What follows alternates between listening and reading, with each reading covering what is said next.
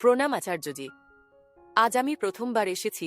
বিগত 10 মাস ধরে আপনাকে শুনছি, আর তখন থেকেই আমার যত প্রশ্ন ছিল সেই প্রশ্নগুলোর একটার পর একটা যেন আপনি একটু আগে বলছিলেন যে আপনি অন্তর্যামী নন, কিন্তু সত্যি বলতে আজ আমার মনে হলো আপনি সত্যিই অন্তর্যামী।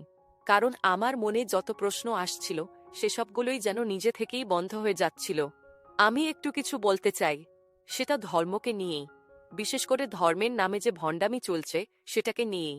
আমার মা খুবই আধ্যাত্মিক, আর সেই কারণেই তিনি নিজের স্বাস্থ্যের একদম যত্ন নেন না।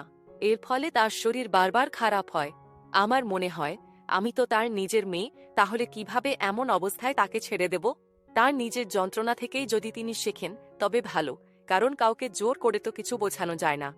গীতা সেশনের সঙ্গে যুক্ত থেকে এটা শুনেছি যে আমরা চাইলেও কাউকে বোঝাতে পারি না। যখন সে নিজে থেকেই বুঝতে চাইবে সেটা তখনই সম্ভব হবে। দুর্যোধনকে তো ছেড়েই দিন, ওখানে যেসব জ্ঞানী বয়স্ক মানুষ ছিলেন, ভীষ্ম, দ্রোণ, কৃপাচার্য, তাঁদের কাউকেও কি বোঝাতে পেরেছিলেন স্বয়ং শ্রীকৃষ্ণ? আপনারা এই কথাটা বুঝতে পারছেন না কেন? এত বড় কৌরব সেনার একজনকেও তিনি বোঝাতে পারেননি। কর্ণের কাছে আলাদা করে গেলেন, তাকেও বোঝাতে পারলেন না।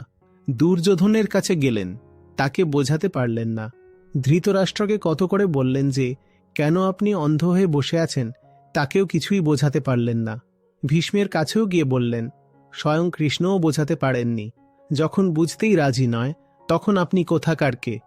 তাই আজ থেকে নিজের কাছে এই প্রতিজ্ঞা করেছি যে যা কিছু সামলাতে হবে, শুধরাতে হবে, নিজেকেই শুধরাতে হবে। আত্মজ্ঞান, সেটাও নিজের জন্যই, অন্য কারোর জন্য কিছুই করব না।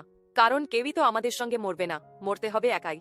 ওরা তো ওদিকে ছিল, আর এদিকে পাণ্ডব পক্ষে তাদের মধ্যেও অনেক কষ্টে একজনকেই ধরা গিয়েছিল, অর্জুন, আর তাকেও বোঝাতে পারছিলেন না। আপনাদের কি মনে হয় যদি গীতা ভীমকে বলা হতো তবে কি ভীম বুঝে যেতেন? একদমই না। পুরো গীতা হয়ে গেল, তারপরও যুদ্ধ হয়েই চলেছে। সেখানেও যুধিষ্ঠির কথা মেনে নিতে রাজি ছিলেন না। তখন খুব কষ্টে ওই যে অশ্বত্থামা হতো নরবা কুঞ্জর, এই ঘটনাটা হলো, তখনও রাজি হচ্ছিলেন না। কৃষ্ণ বলছিলেন তবুও। তারপরও তিনি গিয়ে দুর্যোধনকে বললেন, আমরা 5 ভাই আছি, আমাদের মধ্যে কার সঙ্গে লড়বে? আর যদি দুর্যোধন বলতেন যে আমি তো তোমার সঙ্গেই লড়ব,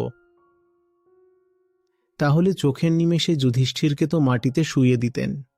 তাহলে এই পুরো ধর্মযুদ্ধটার কি হতো? কৃষ্ণের নিজের ব্যাকুলতাটাকে কেই বা বোঝার জন্য প্রস্তুত ছিল?